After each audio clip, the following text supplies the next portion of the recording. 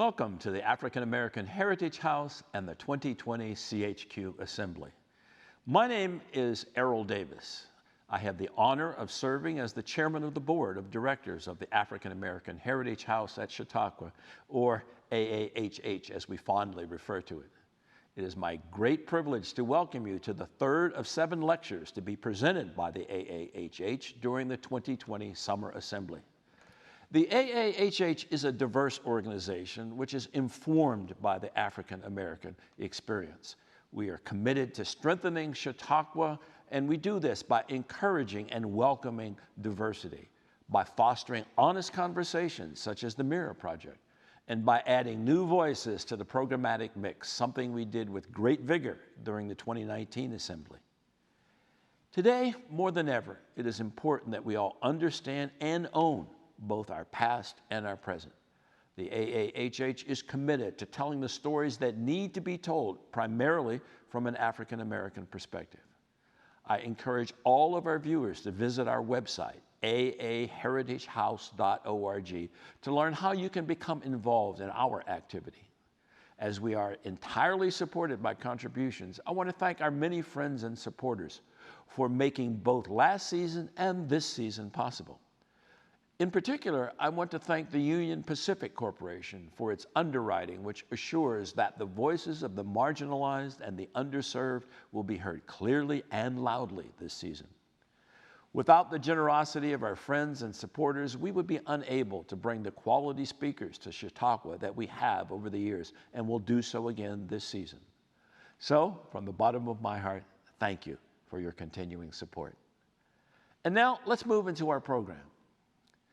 Last year, the AAHH presented Stacey Abrams, who spoke eloquently about voter suppression in this country.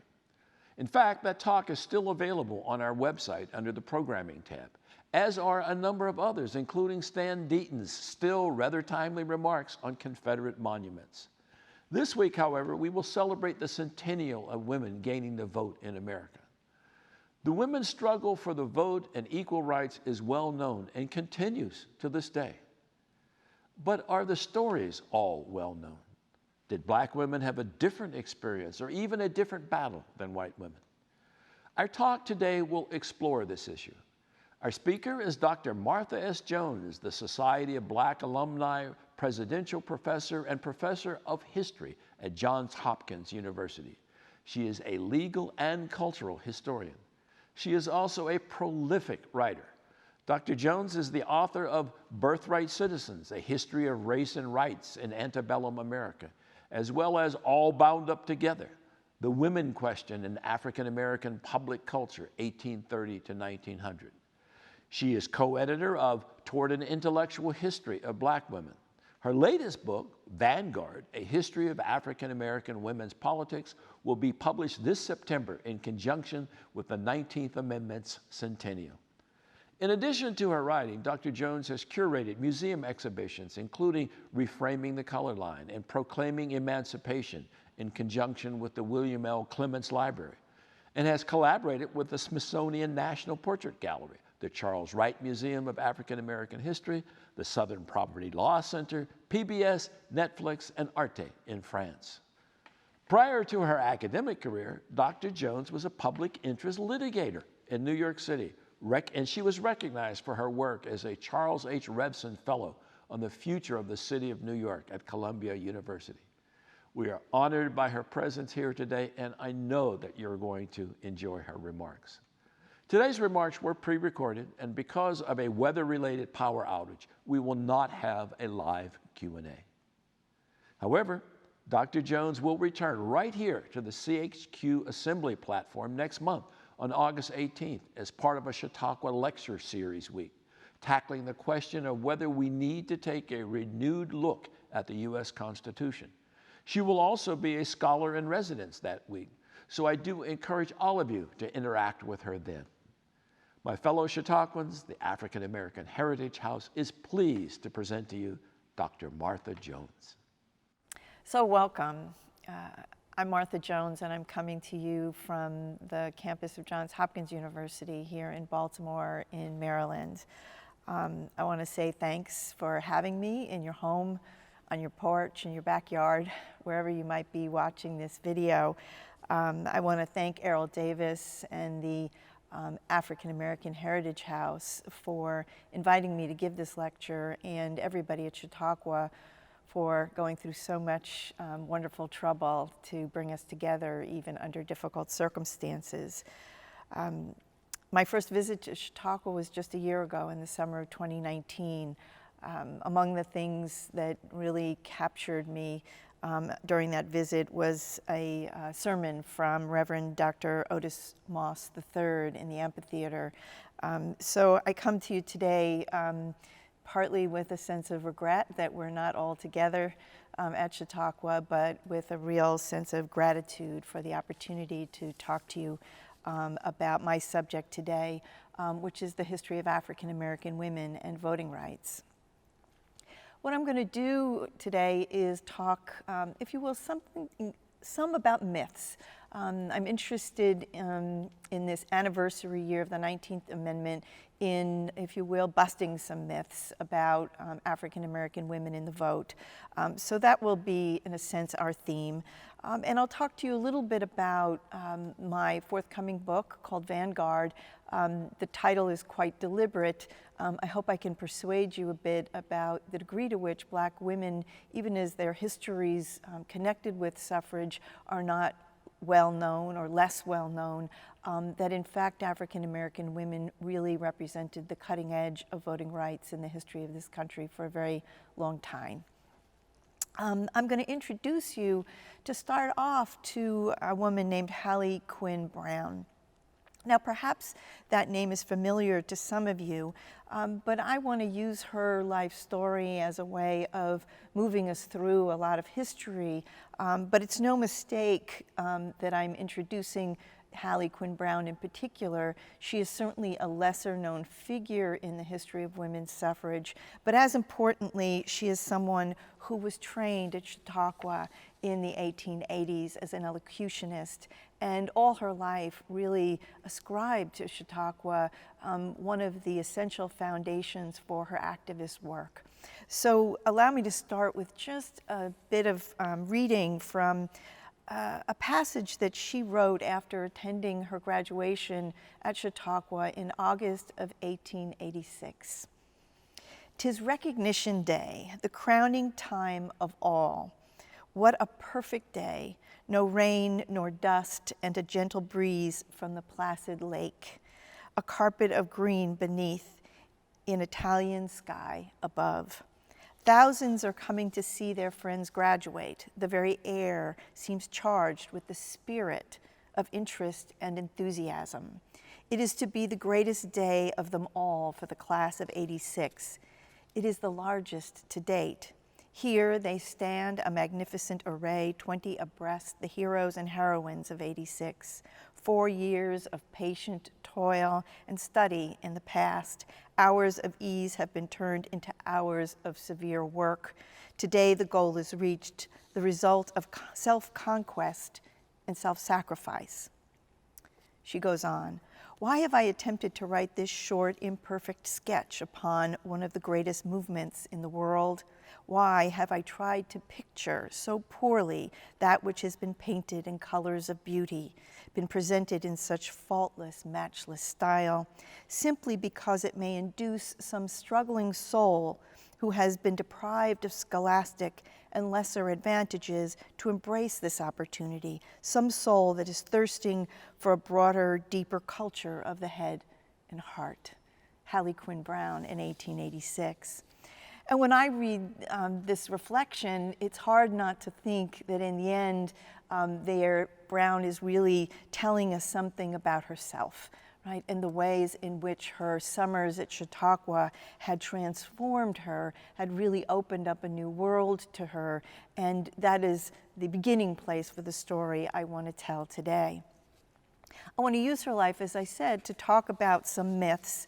And perhaps the first myth is one about origin stories. Where does the history of voting rights begin for an African American woman like Hallie Quinn Brown? The first myth is that it might have begun in 1848 in a place called Seneca Falls, New York. Now, for those of you, and most of you will have heard some mention of Seneca Falls as the first of the women's meetings, remarkable in part because there American women make their case for the very first public time for voting rights.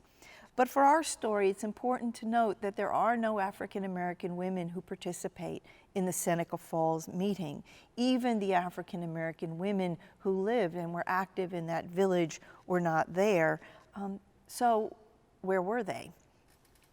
Black women in this era, in the decades before the Civil War, are indeed active and working on the question of their rights, but they're doing so in literary societies, in benevolent organizations, in anti-slavery societies, and most important for someone like Hallie Quinn Brown, they are talking about women's rights in their churches. Now, for Brown, education was clearly a foundation. She had been born free in 1849 in Pennsylvania. Her parents, however, had been born enslaved. And to better the opportunities for their children, the family moves to Canada, where it is clear that Brown, as a teenager, is able to receive a more full education. There, the family lives alongside fugitive slaves and dissident Black immigrants who have abandoned the United States, doubtful that Black Americans will ever receive equality in the U.S. But by 1870, we have been through a civil war, emancipation. We're in the midst of a constitutional revolution that is making Black Americans citizens. And Hallie Quinn Brown very deliberately returns to the United States. She enrolls at Wilberforce University in Ohio. This is a new university sponsored by the African Methodist Episcopal Church. And here is, again, a launching pad for Hallie Quinn Brown that begins her career as an educator. She will teach in colleges and universities, including Tuskegee Institute in Alabama. Along the way, as I mentioned, she studies elocution at Chautauqua, and in 1893, she returns to Wilberforce as a professor and will spend the next 10 years there. But let's return to the scene of her church. A quote, "Give her your votes." This is the voice of Gertrude Bustle Moselle, who is referring to Hallie Quinn Brown in 1892. Moselle is speaking to the male leaders of the African Methodist Episcopal Church, especially those who are reluctant to vote for Brown, who is running for Secretary of Education in the church. Moselle goes on, "Let the sex have its representation, for we all know they willingly accept more than their share of the taxation." And with that, a run for office in her church, Hallie Quinn Brown was baptized into women's politics, part of a maelstrom in which, alongside her, other Black church women are claiming their rights to, for example, be ordained as ministers. The resulting debates rock the church, and Brown learns a lot about the politics of women's votes in this period. She learns how to be allied with women like Moselle as she goes forward. Now, a second myth about African American women here at the end of the 19th century is that, in fact, they chose, if you will, the interests of race over the interests of sex. Hallie Quinn Brown teaches us otherwise. In the decades that lead up to ratification of the 19th Amendment in 1920, it is true that Brown avoided any intimate associations with white suffragists. She did not join the National American Women's Suffrage Association. She did not join the National Women's Party. Frankly, the anti-Black racism that undergirded and ran through those organizations made them places that very few Black women spent much time. But Brown did not avoid suffrage politics at all. She embraced them, in fact. She goes in 1895 to London, where she speaks at the World's Women's Christian Temperance Union meeting, only one of 3 Black American women to do so. In the summer of 1900, she goes back to London to attend the International Congress of Women. And there, when she reports back, she describes the ways in which the women there destroyed, tore to shreds the arguments against women's suffrage. And Hallie Quinn Brown approves. She is an activist in Black women's clubs.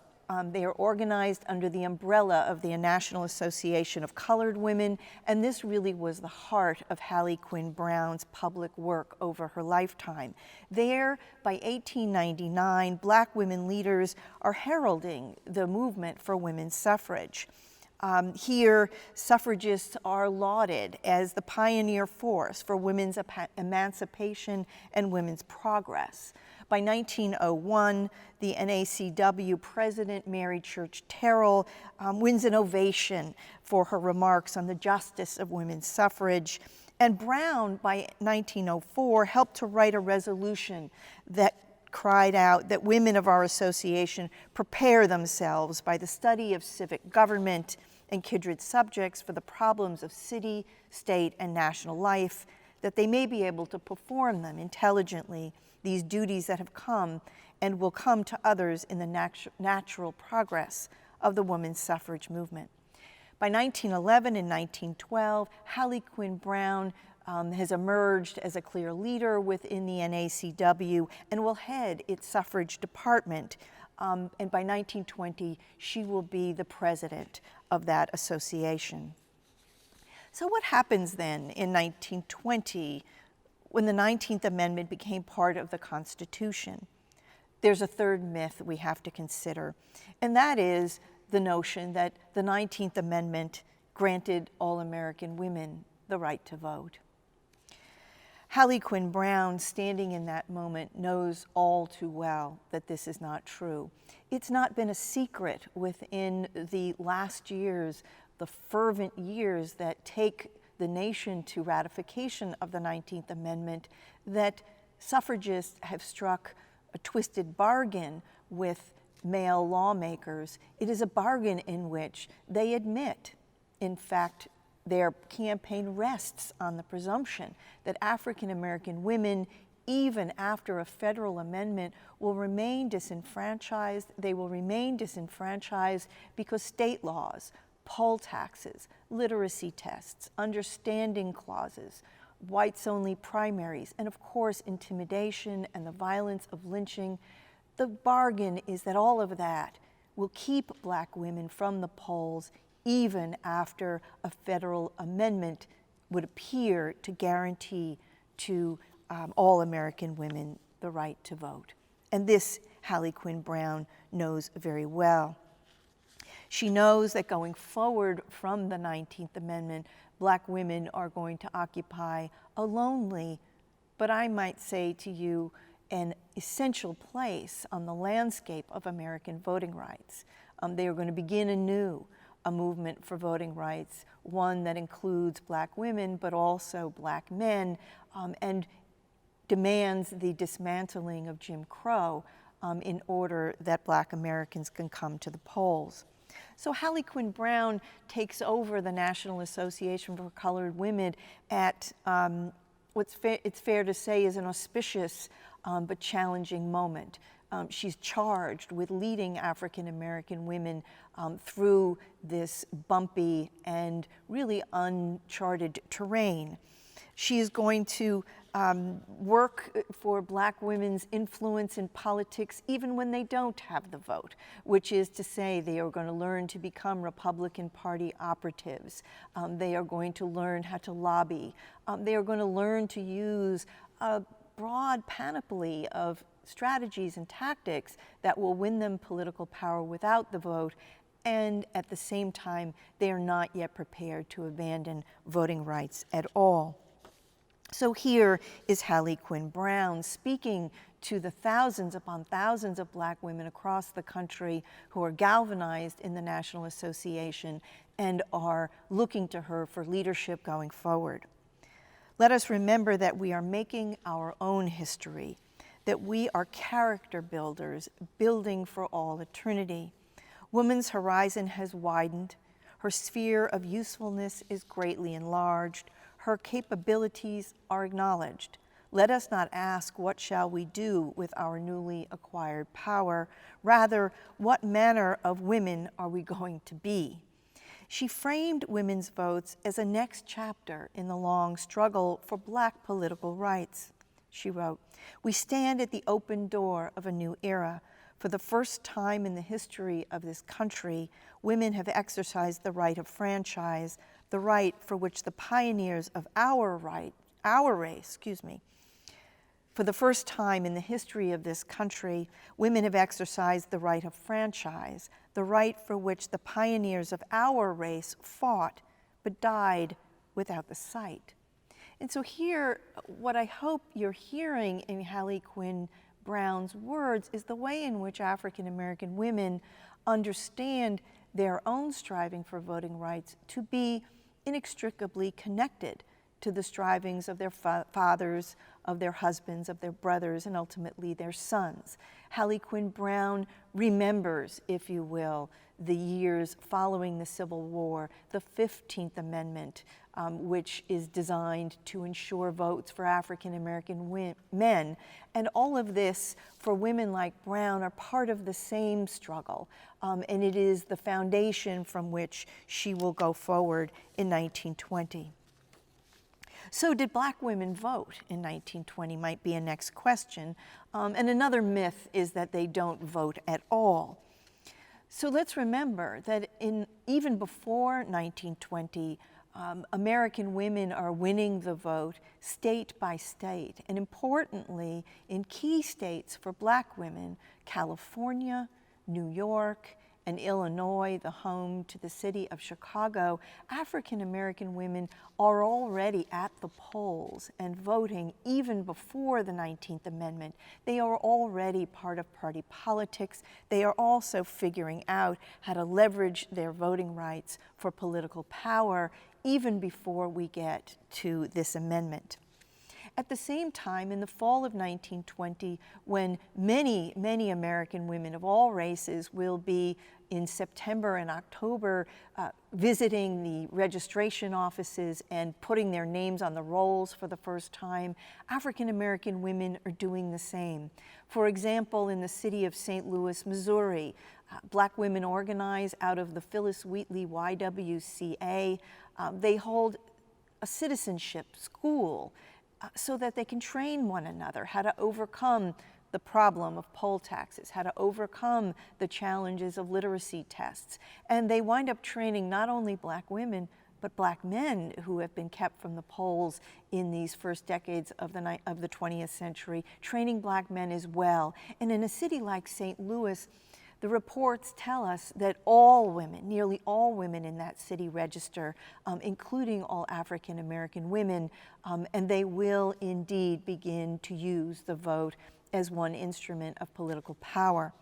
But contrast that to the same moment in the state of Florida. There is an important campaign for Black voting rights waged in 1919 and 1920, and it is besieged by brutal violence. The Ku Klux Klan is not only active in Florida, it is organized and comes out in significant numbers to mete out violence and intimidation and keep African American women from the polls. One of our great sheroes from this scene is educator Mary McLeod Bethune.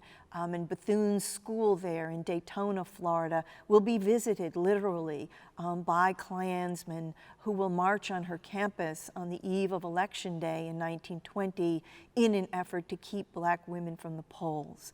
So part of the scene that Hallie Quinn Brown steps into is Black women who are educated, who are mobilized, who understand the power of the vote. Some of them will win it, and still others of them will be kept from the polls, and this becomes a central concern. I like to think Hallie Quinn Brown was, among other things, a kind of optimist. That is to say, she believed in the capacity of American political culture to right its own wrongs. And what she does in 1921 gives us a glimpse of the kind of steely optimism that really undergirded all of her life's work, including the tough work of voting rights after ratification of the 19th Amendment. In the winter of 1921, she makes a serious effort to forge an alliance with Alice Paul, who has been one of the critical activists that bring the 19th Amendment to its ratification with her National Women's Party.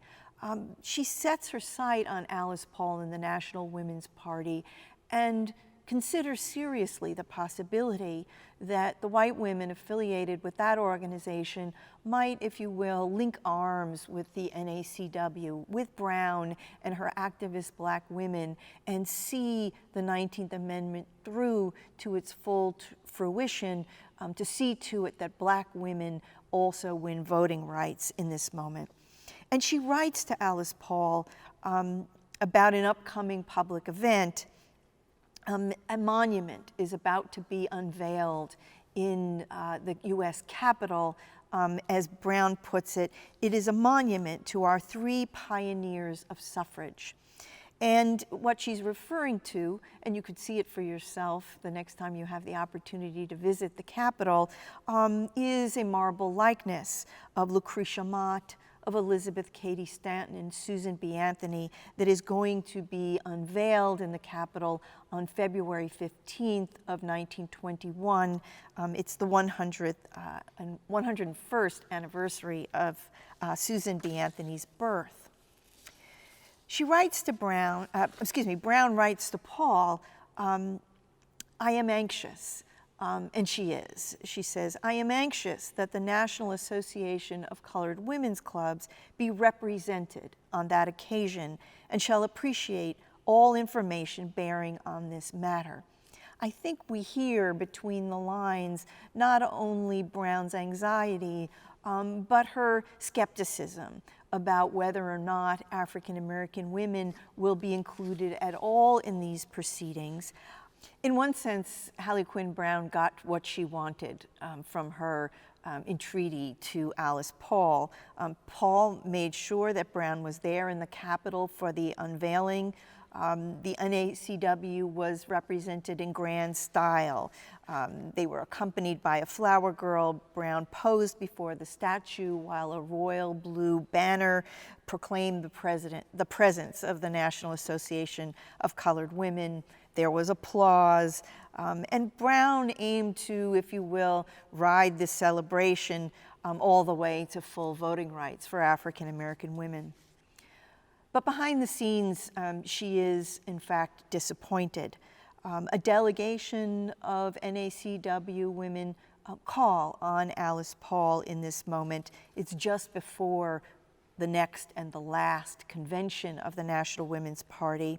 And the delegation comes to Paul asking her for support for federal legislation that would give strong teeth to the 19th Amendment, in essence, to permit the 19th Amendment to override the Jim Crow legislation in the individual states. This is Brown's goal, this is her objective. The delegation was received by Alice Paul, but before their convention is finished, Brown will be disappointed.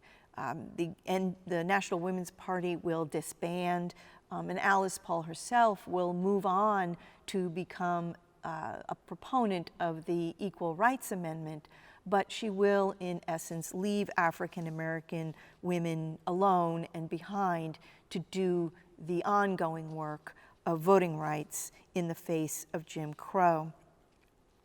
I think in some ways Brown was an optimist. She was also a politician, there is no doubt. When she refers to Mott and Anthony and Stanton as our pioneers, it is a kind of slim olive branch to Alice Paul, which is to say it's not clear that these women were true foremothers for African American women. But we are sure that Alice Paul does not return the sentiment. She does not include African American women neither on this monument nor on her political agenda going forward. August 26, 2020, you will see commemorations and celebrations break out across this country that mark the 100th anniversary of ratification of that 19th Amendment. I hope from our conversation today, you'll have in mind that for African American women like Hallie Quinn Brown and tens and hundreds of thousands of others, that same date was not an end point exactly. It was more like a starting point. It was the beginning of a new chapter in the long American saga of voting rights, a chapter in which African American women, along with their male counterparts, are now going to be, if you will, the vanguard of American voting rights. And that is a campaign that will take them through the First World War, into the modern civil rights era, and to 1965, with finally the passage of the Voting Rights Act during the Lyndon Johnson administration, finally to that federal legislation that had teeth that Hallie Quinn Brown had been looking for when she approached Alice Paul in 1921. So why do I call African American women the vanguard? On the one hand, I'm often asked why women like Hallie Quinn Brown aren't better known. Why have they been for so long overlooked? I guess it's important to say for historians of African American women's lives and politics, we've never overlooked women like Hallie Quinn Brown. She's always been on our radar, on our agenda, and in our books. And in fact, Hallie Quinn Brown in 1926 will publish a book called Homespun Heroines, which is a chronicle of African American women's accomplishments, of their activism, and a testament to their capacity for citizenship and for voting rights. We go back to Hallie Quinn Brown's Homespun Heroines again and again to rediscover the women whose lives she knew so well when she wrote her book in 1926. But it is the case that some of the earliest historians of the women's suffrage movement by and large erased women like Hallie Quinn Brown. Susan Anthony, Elizabeth Cady Stanton, and others of their cohort of activists will begin in the 1880s, and eventually by the 1920s they will have published 6 volumes, thousands upon thousands of pages that document the history of the campaign for women's votes. But they will elide, they will ignore, they will erase the work of the National Association of Colored Women. They will erase women like Hallie Quinn Brown. And so part of our work, much of it pioneered by our great foremother, the historian Dr. Rosalind Terborg Penn, it required generations of Black women's historians to read between the lines, to go beyond the pages of that official history of women's suffrage to recover the story of Hallie Quinn Brown. But indeed, it's not a surprise in a sense that we know less about them because they were erased in those early histories.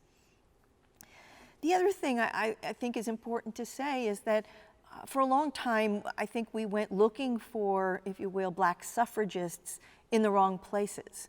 We kept looking for them in the national suffrage associations that come up generation after generation to wage one version of the campaign for women's votes. Black women were not there in important numbers. And in fact, as I've tried to suggest today through the example of Hallie Quinn Brown, we have to go where Black women were to understand what they thought and what they did.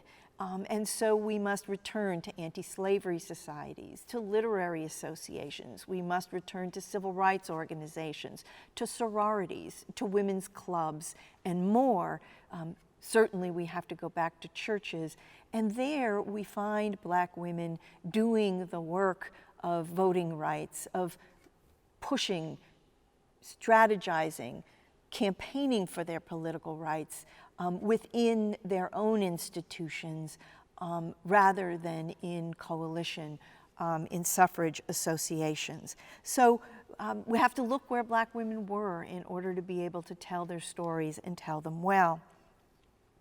I call them the vanguard in part precisely because at that critical moment in 1920, Hallie Quinn Brown will lead her organization forward alone, forthright, out front now in attempting and ultimately succeeding to win for this nation a new sort of voting rights, something that might approach the universal voting rights that had long been idealized but not realized in the United States. Black women persisted, and they persisted even as women who might have been their allies left them behind. And in this, I think they are a vanguard that brings us to fuller, if not full, voting rights in the United States in the modern civil rights era. I also call them the vanguard because African American women, from the beginning, as they come to voting rights, which they do in the 1840s, though not at Seneca Falls, as they come to deliberately to the question of voting rights, they do so through a distinct lens. And it is a lens that, yes, critiques sexism, that is to say, that argues that sex should have no role in determining who enjoys political rights in the United States. But simultaneously and inextricably, they also make the claim that race and racism should have no role in arbitrating political rights in the United States. Today, we call that vision intersectionality. It's a rather academic term, but I'm here to be sure you know that long before we had coined the term intersectionality, Black women, going back to the earliest decades of the 19th century, are speaking those principles and are building their own political philosophy, their own political movements through this tandem critique of American politics. And it's important, I think, because not only do they level that critique, not only do they build their political movements around that critique, they sustain it, even as very few join them in that radical vision for American politics for much of our history. But mostly I call them the vanguard because it turns out as we sit here or stand here, wherever you are in 2020, we recognize, I think we can recognize that African American women were speaking our best ideals and just waiting for the rest of us to catch up, if you will. That is to say that today in 2020, we might quite easily concede that neither sex nor race should have any place in arbitrating access to the vote or political power more broadly, but it is Black women who bequeath that to us, generation after generation after generation, until we begin as a nation, as a collective, to catch up to that vision. So here, I think that African American women historically have set a high bar for us as a nation, have held our feet to the fire by their own activism, by their own persistence. And I guess we can talk during the question and answer period about the degree to which we think we may have gotten there.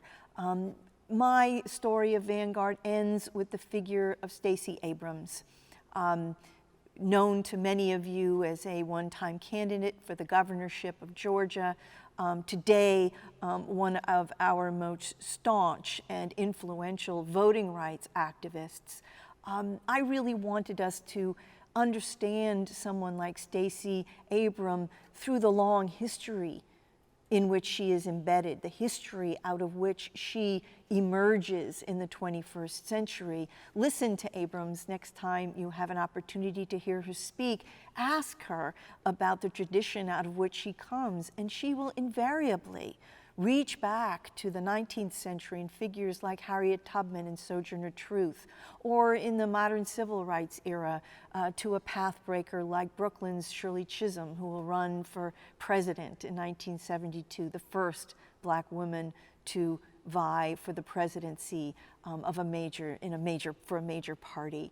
This is a story that Stacey Abrams tells herself, and my goal in Vanguard was to really map that out for us so that we can appreciate where many of the Black women who are shaping our politics, whether they are named figures like Stacey Abrams or Ayanna Pressley, or they are, if you will, the nameless 96% who voted for Hillary Clinton in 2016, or the 98% who voted for Doug Jones in Alabama in that state's special election just a couple of years ago.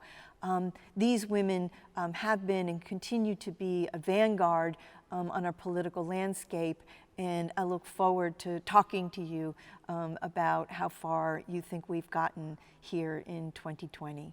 So thank you all very much for being with me today, and I look forward to the opportunity to hear some of your thoughts and questions during our Q&A period. Thanks very much.